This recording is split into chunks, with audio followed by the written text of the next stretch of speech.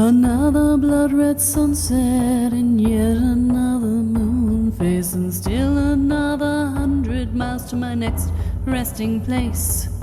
Driving down the road, eyes on the horizon.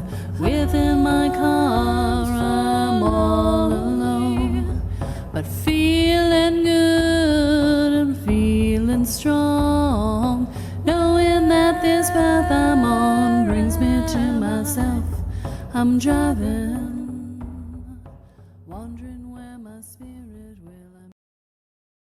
Hey y'all, I'm Jules. Welcome back to another episode of Spirit Sherpa, the show that helps and encourages you on your journey to unlock your magic mojo. With me as always is the spirit doctor, Kelle Sparta, Shama Mama herself. That's her. She's Kelle. How you doing, Kelle? Oh, I think you and I are just as punchy. Always.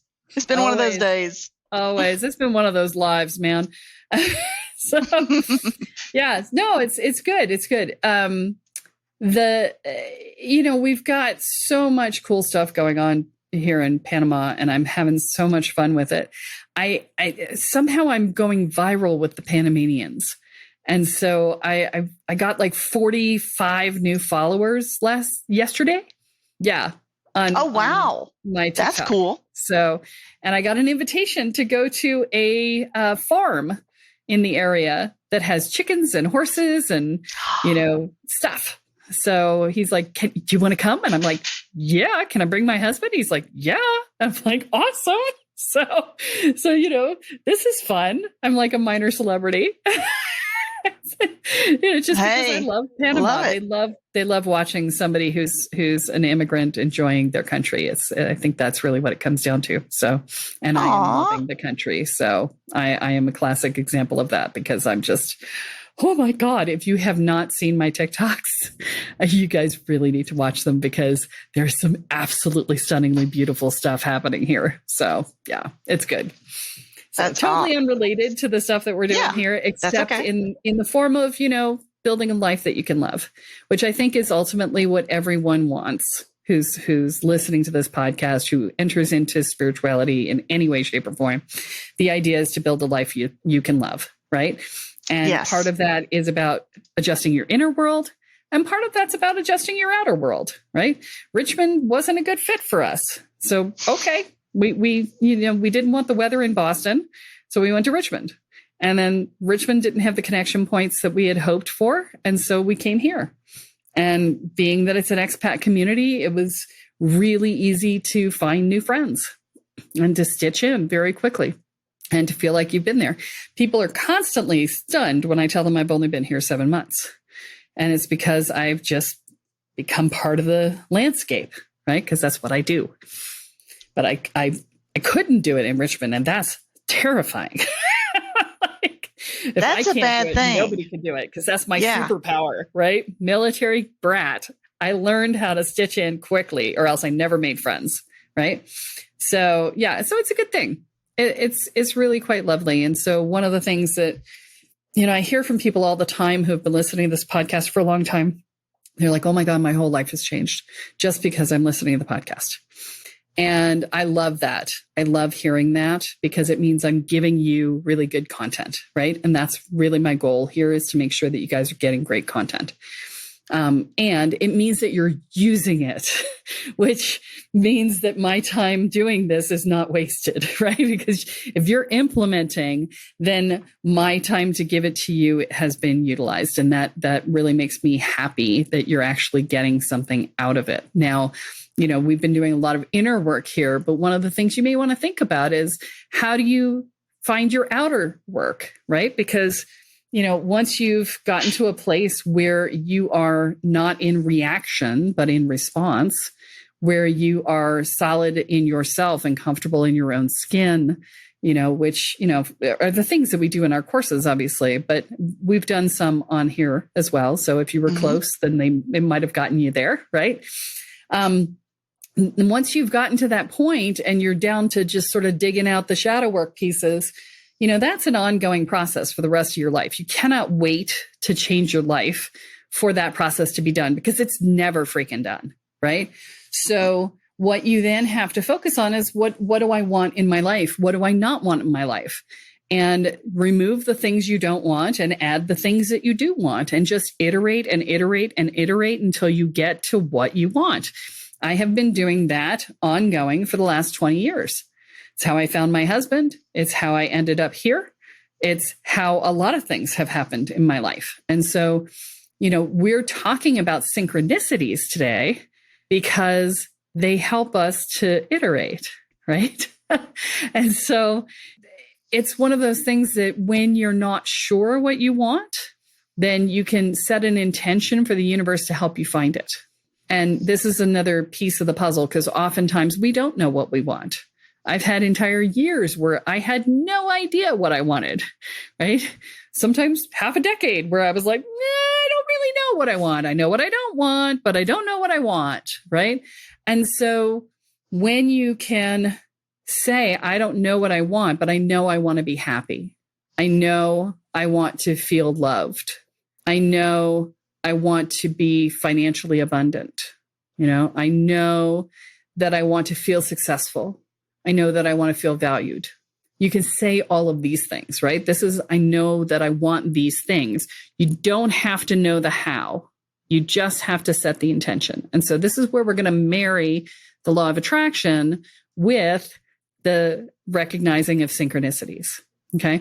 And this actually was a listener question. So I just want to say thank you guys, because when I put up the request in December, when I was scheduling this year's worth of podcast episodes, I said, please help me. What do you want to know more of? I've been coming up with these topics for 4.5 years. I need some help, right? When I did that, you guys came out in force and gave me some great ideas. And Jules, you have the person who this was from, right? Yes, this was Mary Martin. So this was her. Yes, Mary, you rock. So Yes. Talking about synchronicities, how do they show up, how to watch for them, and what does it all mean? Yeah. So, and this is a really interesting conversation. So if you want a book on this subject, the best book on the subject is The Celestine Prophecy by James Redfield. And that book came out, like 2000, I think, maybe late 90s. I think so. Yeah, it was a long time ago. And it's still 1993. relevant. There you go. Early 90s. So it's still just as relevant today as it was the day that it came out. It is incredibly helpful in terms of helping you to recognize where these things are coming from. And so I'm going to leave the book to explain to you how all of that works. And what I'm going to do is talk to you about why it works, because that is the deeper level conversation. And at 4.5 years in, we are having the deeper level conversation. We started with the beginner stuff and now we're doing the more advanced. So the synchronicities are, I mean, we all see them. There was a movie by that name, right? With John Cusack and somebody else who I don't remember. I have a thing for John Cusack, so I always remember him. But I'm like, ooh, baby, John Cusack, that's my guy. He's a cutie. So he is. He's adorable. Anyway, somebody pointed out the other day that my husband looks like him. So I was like, oh, hadn't noticed that, but you are correct.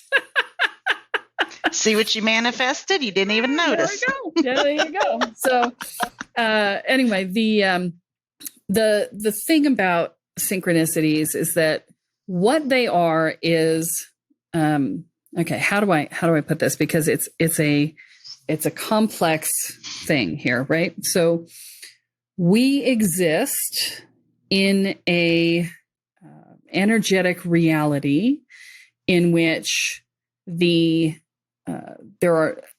we're operating in a symbolic reality. And we've talked about this ad nauseum because, we're constantly doing the mythology series and talking about symbology and things like that. But it is a holographic, I think is probably the best term for it, reality in which overlapping symbologies create existing experiences. Yeah, that's kind of I'm really getting deep here, guys. So I don't have great language for this. So I'm going to try and flesh it out as we go. when we do things like psychic readings, when we do things like identifying synchronicities, when we do things like rituals, what we're doing is we're tapping into the collective unconscious level of reality, which is where all of these symbologies overlap, right? And we are either reading things if we're doing divination, or creating things with law of attraction, or with synchronicities, we are riding the flow of the river of symbology into our next space. I know that's kind of complex, but that's what I got. Okay. When we are looking at synchronicities in particular, because this is what we're doing, what we're looking at is the energies coming together of common intentions using the law of attraction energy, right? When you have an intention that you're holding, the more strongly you hold an intention, the more common your synchronicities will become. The more open you are to receiving the synchronicities, the more strongly the synchronicities will come in, okay? Because you're holding the intention of having the synchronicities, which thereby amplifies and increases the number of those synchronicities because you're pulling them to you, right? What we focus on expands. That's the key here, right? Yes. So if you're focusing on the synchronicities, you will see more of them, okay? Now, how do we know it's a synchronicity? Well, Celestine Prophecy goes into that in great detail with the 9 insights, and there's even another book called The 10th Insight. But I'm going to work with sort of the basics that most people recognize, which is, what is a standard synchronistic event? It's like, oh, well, I go to an event and I meet somebody there who changes my life. Okay. Now, in that event, in that situation, it may be that you were calling somebody to you who was going to be a catalyst for the next stage, and that was a law of attraction thing. It could also be a sacred contract that you had with that person to show up in your life at that point in time. Okay. So, and it doesn't really matter which one it is. So, I mean, I know you guys want to know where everything comes from. I know you're like, well, what about this? And you're hearing that, right? It doesn't fucking matter. It doesn't fucking matter. So it doesn't matter, but it's not that I can't trust it. Correct. Because you know me with the trust issues. So if I don't know where it's coming from, how do I know that I can trust it and it's not something else trying to veer me off my path? Okay. So the question that you're asking has an inherent buying into of a story that says that you are not divinely led at all times. Okay. Okay. Because for something to be trying to drag you off your path, that's something trying to get you, right? Right. And if you are, in your early stages, because you're in this good and evil, right and wrong, black and white, up and down, whatever experience, right? You may, in fact, attract things that try and drag you off your path. Okay. But once you start doing your inner work, and you're no longer playing the victim, then those energies don't really engage as much, right? And not that they never come. I mean, shit happens, right? But 99 times out of 100, they're not there because you are not playing the victim.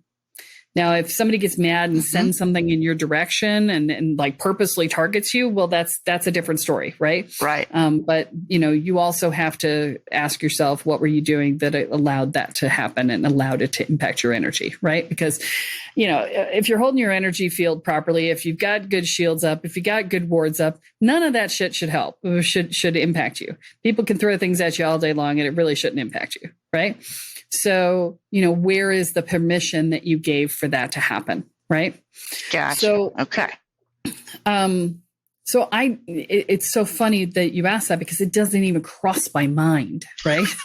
I'm like, what? Somebody coming to get you? What? And I'm like, oh, what? Wait, yeah, I remember when that was a concern and when that actually would happen. But, not for, over a decade for me at this point. So, It's like that, or roughly a decade, I should say. But this is the sort of thing that you want to pay attention to in terms of, there are synchronicities that show up that, okay, let me feel into the question that you asked, because I want to try and find that.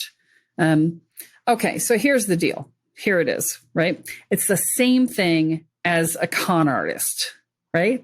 You can't con an honest man, is the way the saying goes, right? The same idea applies for energetics, is if you are balanced and centered, you cannot con a balanced and centered person in the energetic. So if you are balanced and centered and you are not seeking something outside of you, desperately looking for something that you're missing inside of you, then it is very hard for anything with bad intentions to drag you out of your mission, your role, your whatever, right? Okay. And so if something shows up and it feels good, not because you are like desperate for it, but because you go, ooh, this feels magical. And not because you're desperate for magic, right? Watch your energy. If you're desperate, then you're in a bad place, right? Then I'm more susceptible to attracting those con artists. And then I'm going to fall for it and then kick myself in the butt for falling for it. And then it's just that vicious circle that we got to get out of. Precisely, right? All right. So if your energy, if you check your gut and it is twisting or dropping in any way around this situation, then that could be problematic. Okay. So now, I'm also going to say that if you get excited about it and you don't believe you deserve it and things like that, then your gut can have those sort of responses as well. But this is why we do our inner work, right? That's why this is so important. This is why it's so important to do your inner work, is because, if you don't do it, then you can't delineate between these things. Right? Now, if you see the energies and the bright and shiny shows up and all of that, then that's great. I have walked into a room of 500 people, literally 500 people, and said, who do I need to talk to? And saw a bright, shiny person on the far side of the room. And she and I became friends for the next decade. Okay. And I looked at the rest of the people in the room. I was like, and I didn't really need to talk to any of them because they weren't bright and shiny. Okay, so you can do that. That is a way to consciously choose to have a synchronistic experience, right? These things can just show up of their own accord as well, right? So, these are the types of things that you want to pay attention to. So like when we were thinking about moving here, we had been putting out the intention of moving. We had been putting out the intention of having of it being in a Latin American country, because we were looking at Spain and Portugal, right? And we had been putting out the intention of having it work for my current clients and be easy access to get back to visit family and things like that. And it had never occurred to me to come to Central America, not even once. And out of the blue, Kathy's like, well, why don't you consider Panama? And I was like, Panama? What's in Panama? I don't know. I don't know anything about Panama. I've heard of Costa Rica, but Panama? What about? And I was like, I don't know, blah, blah, blah. And she's like, no, think about it. And so, we went and looked it up, but that's a synchronicity. She had been studying it for the last year. That's a synchronicity. These are the sorts of things that you see, is that when somebody else happens to have what you need, then that's how the synchronicities work. And so, it's the same thing as like the story I told you guys ages ago about getting onto a plane and taking my brown sugar with me from my morning breakfast and going, why am I bringing brown sugar with me? I don't know, but I need to bring the brown sugar. Okay. And then having the people in front of me ask for it. So that synchronicity of them getting that is, they could take that as a message, right? These are the sorts of things. Sometimes they're small. Sometimes they're very small. They're like, oh, this person happened to have brown sugar on them, right? It might just be that life is supposed to be like good, right? So things like that. So when we're looking at synchronicities, they are a combination of factors. Sometimes it's just the right things lining up. and the universe just bringing together the people who have those common goals. Sometimes it's like the story that I told about going to the spiritualist church and going, I'm not going to go. And them going, no, you have to go. She won't be here next week. I'm like, okay, my guide said that. And so I went and she's like, you're the message I was waiting for. I'm like, okay. Right. Okay. So sometimes it's somebody listening to their guides and their guides sending them to provide somebody else with a message. Right. Mm-hmm. And, sometimes it's just the energies lining up and crossing in the way that they are intended to do. Right. Because we are holding common intentions and therefore we magnetize each other. Does that make sense? One more time. Explain magnetize each other. Yeah. Okay. So when you focus on an intention, what you are doing is you are calling it to you by becoming magnetic for it, right? You are resonating with the energy of that intention, and that creates an energy resonance field that magnetizes that intention to you. If someone else has a similar intention or something else has a similar purpose, it will be drawn to you from the force of your intention and the force of their intention. And so that's how people come together, right? And sometimes it's somebody from your soul family, from a past life, from, whatever, soul contract. Sometimes it's just random synchronicity because of common intent.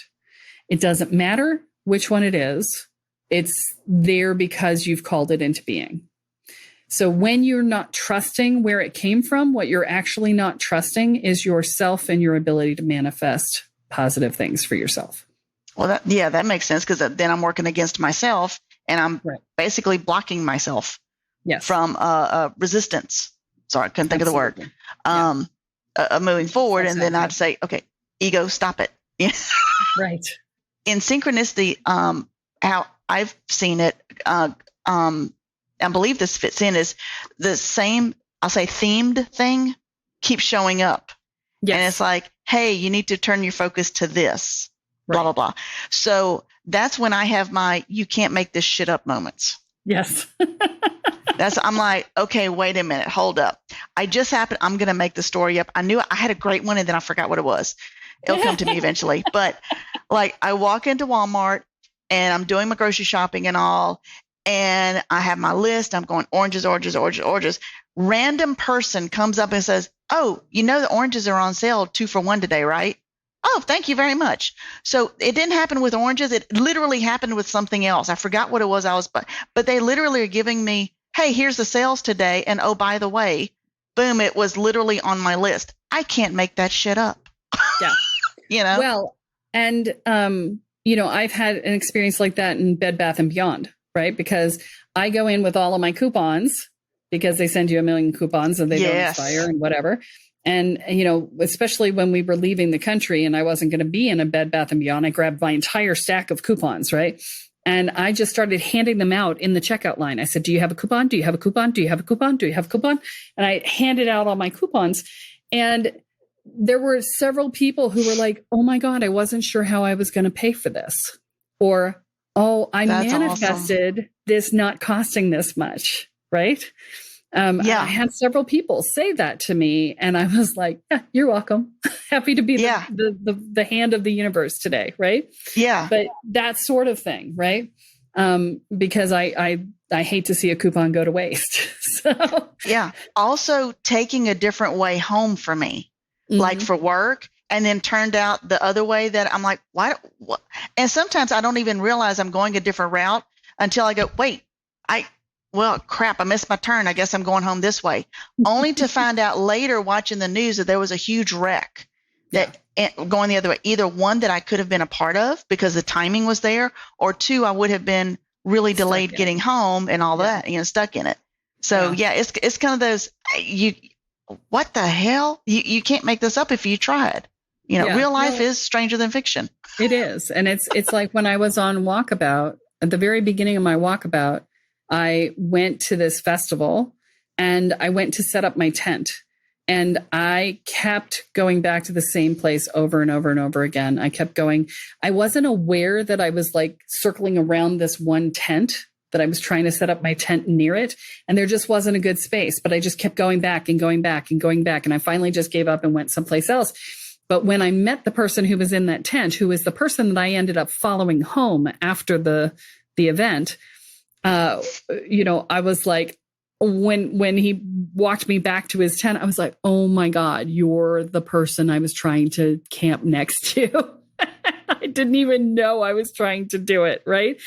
And That's then awesome. Later, before I met him, I was in the hot tub at the event with a couple of other people who, as it turns out, were his teacher and her husband. And then now there's 600 people at this site. 600. No, my bad. 1,800 people at this site. Wrong event. 1,800 people on the site. And I happened to be in a hot tub with his teacher and her husband. And then randomly met this other woman who was, who I connected with really well. Her name was also Kelly. And she introduced me to him. And then after I met him, I discovered all of these synchronicities that had happened around him. And when he and I met, he actually walked up and planted a kiss on my lips. He was like, nice to meet you. And he kissed me. And I was like, I was taken aback, but I wasn't upset. And he looked at me and he's like, I don't know why I did that. You're like, yes, I have that effect on people. Right. And I was just like, okay. And then all of these synchronicities came out, right? The whole tattoo ritual that I told you guys about, I had two friends, and he was one of them, who decided last second not to be there to support me in getting my tattoo, which was my dedication to Grandmother Spider. And I was upset, but I was like, oh, okay, it'll be all right. Clearly this is what's meant to be. I'm not supposed to have anybody I know involved. Okay, fine, blah, blah, blah. And then wouldn't you know, the universe brings in this woman whose entire life is around spinning and weaving cloth. She spins her own thread, she weaves her own cloth, and they sent her over to talk to me while I was getting ready for my tattoo. I didn't even know this about her yet. And she said, do you mind if I stay? And I looked at her really hard because her energy would be built into it. And I was like, yeah, you can stay. And then they asked me to state the intention for the tattoo. And I said to learn how to walk the web of life gracefully before I learn how to weave it. And she looked at me and said, wouldn't you? She said, isn't that funny? Because that's what I'm here doing. I'm selling my thread and my cloth. And that's what I do, is I spin thread and I weave cloth. And I was like, wow. Yeah. Right. That is synchronicity at work, right? My entire journey, because that was the beginning of my walkabout. I was making my dedication to Grandmother Spider. She was telling me, I will have your back. I will look out for you. Look at this. I have pulled away the people who are not supposed to be here, and I have put the person in who is the perfect person to hold this space for you. And the same thing happened with the tattoo artist. I thought that I had missed out on doing it. And he contacted me at 1:00 in the morning, and I happened to be awake. And he said, if you get back to me before I leave in an hour at 1:00 in the morning, I will hold a space for you. And I was like, wow. Yes. And that's because somebody else picked up my message and emailed it to him. Right. I had no way to predict that was going to happen, but it happened. So this is the sort of thing that happens when the synchronicities start flowing. Right.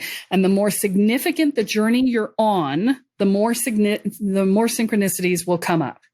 We don't get synchronicities as much in day-to-day life because we don't really need them. Right. We know where we're going. We know what we're doing. We're in our rote experience. Right. So the more you get out of your rote experience, the more synchronicities will show up, because that's when you have the opportunity to grow and to have new ways of being come into play. It's a funny thing. I was at dinner the other day with new friends here, and I was telling a story about something that happened in my life. And one of my friends who had heard some other stories recently looked at me and was like, oh my God, what your life has been so interesting. And I'm like, I have often said that if I published my memoirs, I would have to do the second half of my life under an assumed name because nobody would believe me that all of these things had happened to one person. And she started looking at me like that.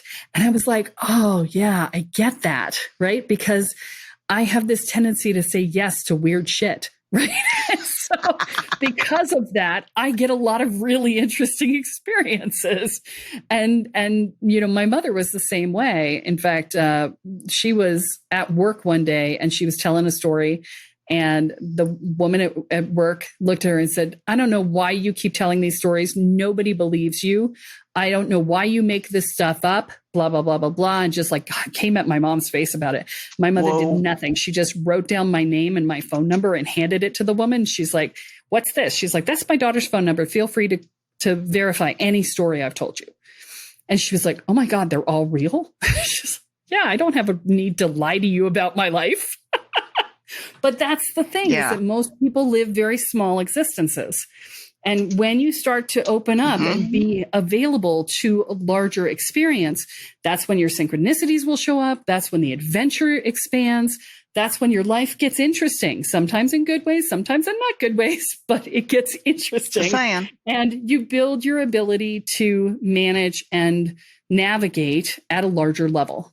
And so, choose wisely, young Jedi. Right? That's it. Well, I remembered my synchronicity story. Okay. Because I just remembered if we have time. So Mitch and I had been talking about the possibility of eventually living on tribal land whenever it goes for sale, right? And of course, we know nothing about this or anything. Kid you not, the next day, I'm on YouTube just kind of feeling around, and there's a realtor on there talking about living on tribal land.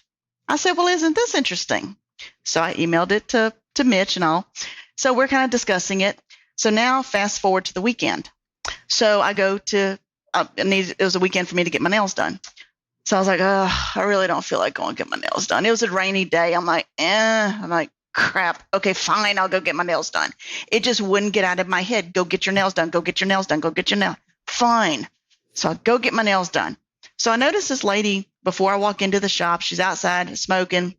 And I kind of noticed her, didn't pay her half a mind, went on in. And then she comes and sits right next to me. She's an older lady, beautiful, silvery white hair, right? And she gets sitting down and we get to chit-chatting, and everything. And however the subject came up, she told me she was married to a Native American. And I said, really? She was like, yes. She says, and I'm and she said the word, and I'm going to, however you say white woman, that's how they, referred to her, but in a very loving way as she's learning their traditions and all, right? And it was in their language, and I forgot that. So, but anyway, they went to go live as she's meeting his tribe and all onto that land.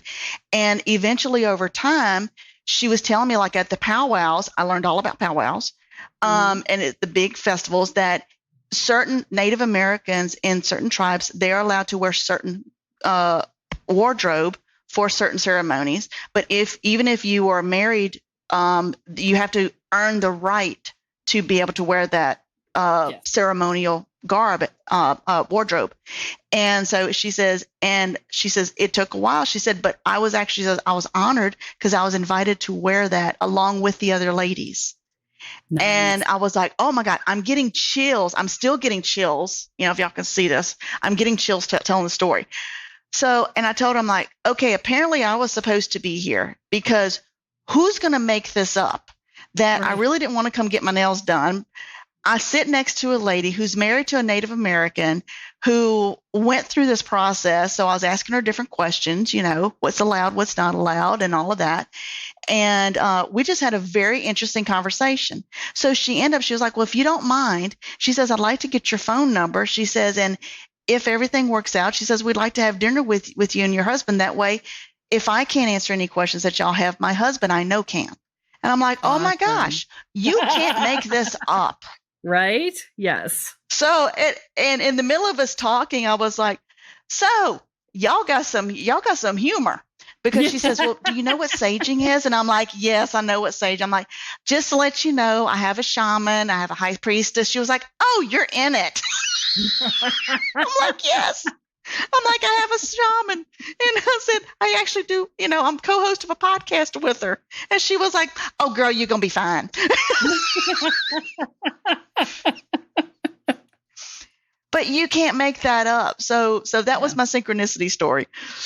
So this was extremely interesting, I thought. And thank you, Mary, for suggesting this. This was awesome. So all right. So I think that covers the synchronicity portion of our conversation. I do want to recommend that, we've been talking about doing energy work, and we've been talking about, doing your internal work, rather. And there is the quiz that is on the homepage of my website. It's actually on every page of my website at the very top. It's the What is Your Shadow Work Readiness Score quiz. And I highly recommend that you take that. If you have not been doing your work, or if you've been doing it, but you're not sure where, what your next step is, it's a really great way to determine whether or not you are doing the right stuff for you, and not trying to skip steps, right? So go in and check out that quiz. It will give you a complete diagnostic. It's really amazing, the results, and people are like, oh my God, I feel totally called out. Like I feel seen. Right. So check that out. And if you had wanted to be live on the program with us and ask questions and get more information faster, then you need to join the mailing list, because that's where we put the link to come into the live recordings that we do. So, and you can always do that. And so, I think that's everything for this week, except for the Kelleism. So let me think about Kelleism. What's going to be. Oh, yes. Open to new experiences, set strong intentions, and watch for the synchronicities. I like that. All right. Well, that is all that we have for this week, folks. So tune in next time when Kelle adds another chapter into your guide to energy, magic, and the spirit world. I'm Jules, here with Kelle Sparta, and you have been listening to Spirit Sherpa. So long, everyone. Bye. Driving down the road, eyes on the horizon. Within my car, I'm all alone, but feeling good and feeling strong, knowing that this path I'm on brings me to myself. I'm driving